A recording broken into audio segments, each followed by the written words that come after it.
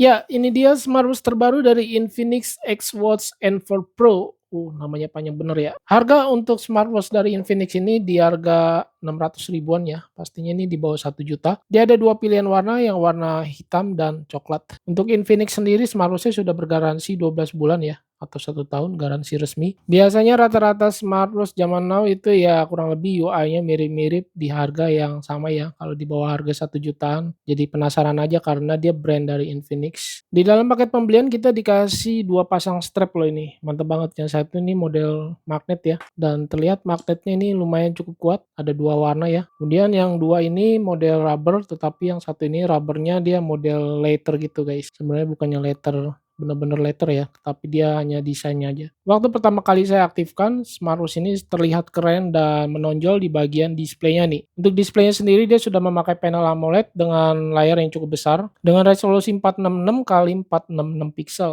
Pastinya sudah ada always on display. Untuk always on display sendiri saya tes raise to wake, ini bisa mengangkat atau menampilkan wajah jam tangan yang kita pakai di awal. Raise to wake-nya sendiri terbilang cukup responsif, memang bukan yang paling tercepat. Touchscreen-nya terbilang ini lumayan smooth. Memang bukan yang paling smooth juga, cukup ringan lah ya ini. Dan saya coba lihat untuk animasinya ini berasanya nggak ada sih ya. Kalau untuk watch face analog jarum jam detiknya nih terlihat menyapu, keren. Dan watch face pilihan dari bawaan smartwatch sendiri ini kalau saya lihat tidak terlalu banyak ya. Di bagian tampilan bezel kita lihat cukup tipis, tapi memang ini tipisnya masih berasa ada pinggirnya ini dikasih kombinasi seperti strip-strip gitu ya, tidak full display. Untuk kecerahan layar sendiri kalau saya pakai di outdoor ini masih bisa terlihat dengan jelas dan berasanya ada flicker-flickernya gitu. Dengan catatan saya tampilkan full brightness ya, sampai mentok guys. Dan kalau di indoor biasanya saya pakai yang paling minim di level 1 aja. Untuk UI terlihatnya ini masih sama seperti smartwatch pada biasanya ya, smartwatch Cina kebanyakan. Dan tombol dia ada 2 pilihan, yang crown button ini kita double klik bisa untuk ganti tampilan view UI atau tema. Ini cakep bener. Untuk dia punya layar touchscreen-nya yang tadi saya udah sebutin, dia untuk animasinya masih berasa kurang ya, bisa dilihat ada berasa patah-patahnya. Tombol yang bawah ini fungsinya untuk meredupkan layar aja, tidak ada mode pintas olahraga ya, dan bisa di-scroll juga melalui crown button-nya, tetapi saya merasa tidak ada haptic feedback, jadi lost begitu aja. Untuk pengecasannya sendiri dia sudah memakai magnet wireless ya, model wireless charging seperti ini tinggal ditempel aja, dan daya tahan baterainya ini di 300 mAh dengan daya tahan hingga 12 hari. Ini lumayan lama ya, hampir 2 mingguan. Tetapi pengetesan saya selama 1 harian menggunakan AOD full nonstop ya 1 harian, turunnya itu 20% dalam 1 hari. Menurut saya 20% sehari ini cukup irit sih. Ada yang sampai 20 sampai 40% ya. Fitur seperti Bluetooth call disediakan di smartwatch Infinix ini. Dia punya Bluetooth speaker dan mic ya untuk Bluetooth call. Saya coba tes menggunakan smartphone dari Samsung A55 bisa mengangkat telepon langsung dari smartwatch Infinix ini. Cuma satu hal yang menjadi catatan kalau untuk notifikasi chat masuk tampilannya ini seperti ini aja. Dia punya tampilan layar displaynya kecil ya fontnya ya, dan nama pengirim juga tergabung dengan pesan teksnya, tidak terpisah. Untuk karakter yang ditampilkan pesannya juga ini terbatas banget, terpotong dan tidak bisa membaca banyak karakter. Kita lihat untuk fitur-fiturnya, ya untuk fiturnya ini cukup banyak bisa dilihat ya, tetapi kurang lebih ya mirip seperti smartwatch ratusan ribu. Di fitur olahraga kita lihat dia ada detak jantung atau heart rate monitor, kemudian ada sleep data, oksigen darah atau SpO2. Tekanan ini adalah stress level ya harusnya. Perempuan ini adalah untuk kewanitaan atau siklus datang bulan untuk kewanitaan harus terhubung ke aplikasinya. Breathe atau pelatihan pernafasan juga ada. Yang untuk fitur kesehatannya seperti itu aja. Di olahraga ini tampilannya cukup banyak ya kalau saya lihat, tetapi dia belum built-in GPS. Saya coba tes salah satunya, dia ada timer penghitung mundur dan kalau saya swipe gini dia hanya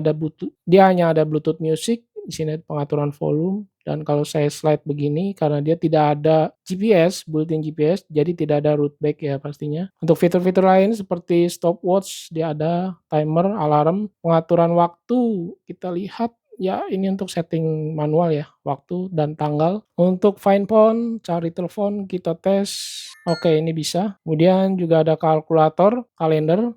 Untuk kalender kita lihat di sini tampilannya dia ada harian dan mingguan. Remote kamera juga kita tes. Ini saya coba tap ini ada waktu penghitung mundur ya, dia tidak bisa langsung atau menangkap layar. Jadi dia harus memerlukan waktu sekitar 3 detik untuk mengambil foto. Yang mau saya sampaikan untuk waktu layar atau screen time off ini terbilang cukup lumayan lama loh, bisa menyalanya bisa sampai 1800 detik. Wow, lumayan lama banget ya. Always on display-nya sendiri tersedia hanya 2 pilihan, digital dan analog. Ya, seperti biasa lah ya, smartwatch di 600 ribuan seperti ini. Bahasa pastinya ada bahasa Indonesia, ini saya sudah pakai. Aplikasinya sendiri menggunakan aplikasi namanya adalah My Health, bisa download dari Play Store. Kita lihat untuk tampilan wajah jam atau watch face yang disediakan dari aplikasi My Health, tampilannya ini cukup banyak dan dia diperkategorikan seperti ini ya. Dia juga bisa diedit menggunakan AI. Dan ini juga bisa kita custom menggunakan warna-warni dan juga ini tampilan fontnya ya atau tampilan waktunya bisa kita ubah atau kita tempatkan sesuai dengan kemauan kita. Untuk watch face yang udah saya install ke smartwatch ini hanya bisa tersimpan satu tampilan watch face saja nih, tidak bisa lebih dari satu ya. Saya simpan 2 sampai 3 aja tidak bisa. Pengingat untuk berdiri seperti pengingat untuk minum air juga ada di aplikasinya ini, kita perlu aktifkan dari aplikasinya ya. Tapi yang saya cari tidak ada itu untuk aplikasi terhubung ke pihak ketiga, dia tidak ada, seperti ke Strava atau Google Fit dia tidak ada. Kalau dari segi ukuran sendiri ini smartwatch terbilang cukup besar, memang tidak terlalu tebal sih. Saya coba ukur, untuk di bagian pinggir case-nya aja di sini bisa dilihat 12 milimeter lebih ya, hampir 13. Kemudian ketebalannya 14 milimeter. Ya, ini cukup tebal ternyata, saya kira tidak terlalu tebal ya kalau dari samping. Diameternya ada di 46 milimeter lebih, lak-to-laknya 55 milimeter lebih. Wow, ini cukup besar dan tebal ya. Dan strap yang digunakan adalah 22 milimeter. Buat kamu yang punya pergelangan tangan kecil seperti saya, sekitar ukuran lingkarnya ini 16 cm tampilannya seperti ini. Strapnya lumayan cukup panjang, disediakan 2 penyangga strap. Bisa dilihat untuk ketebalannya sendiri ya, ini lumayan. Dan kalau saya tes raise to wake ini cukup responsif. Memang bukan yang paling tercepat yang tadi saya bilang, dan keren aja sih untuk tampilan desainnya ya. Benar-benar terlihat seperti smartwatch mahal gitu loh. Emak saya aja bisa bilang ini smartwatch bisa di 1 jutaan, padahal ini nggak nyampe 1 juta ya, cuma 600 ribuan aja.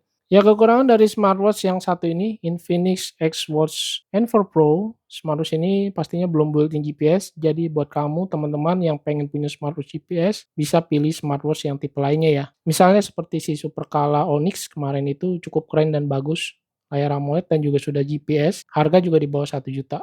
Beda dikit malah sama yang ini ya. Untuk di fitur-fitur seperti fitur kesehatan dan yang lainnya terlihat basic ya. Dia tidak ada fitur VO2 Max atau pelatihan lainnya ya. Smartwatch ini terbilang keren sih, di bagian desainnya ini elegan, layarnya sudah AMOLED cukup besar dengan resolusi yang besar, dibawa ke tempat outdoor atau berolahraga di outdoor ini udah cukup oke banget, bisa terlihat dengan jelas. Oh ya, satu hal untuk ketahanan air, dia sudah memakai IP68, cuma saran saya jangan dibawa pakai untuk berenang, cukup sekedar cuci tangan atau kehujanan ini masih oke. Daya tahan baterainya yang terbilang oke lah, sehari ini turun 20% dengan catatan AOD-nya ini aktif ya. Kalau tidak diaktifkan, AOD-nya harusnya bisa tahan lebih lama lagi. Dan harganya juga ini nggak terlalu mahal juga tidak terlalu murah juga sih, dia ada di tengah-tengah ya, di 600 ribuan. Dari brand juga yang cukup terkenal, Infinix. Ya, smartwatch ini lebih cocok buat kamu yang suka fashion dan memunculkan notifikasi dari smartwatch-nya seperti Bluetooth call atau notifikasi chat ini bisa. Sekedar untuk nge-track langkah kaki atau fitur-fitur kesehatannya ini bisa lah untuk kegiatan sehari-hari. Untuk aplikasinya sendiri My Health ya, ini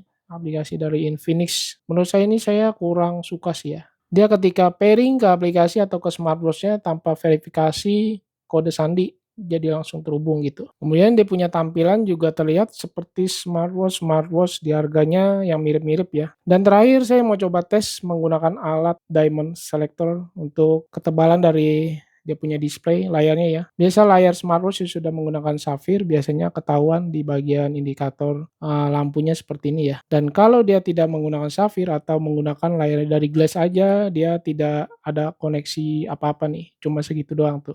Oke, mungkin segini dulu yang bisa saya sampaikan, unboxing dan quick review. Pemakaian saya kurang lebih sekitar 3 harian ya, nggak nyampe 1 minggu lah dengan Infinix X-Watch N4 Pro. Thanks for watching, saya Freddy, dan nantikan video saya selanjutnya. Aduh, penasaran banget dengan si Galaxy Watch X yang akan tayang juga di channel ini. Thanks for watching, saya Freddy, dan bye.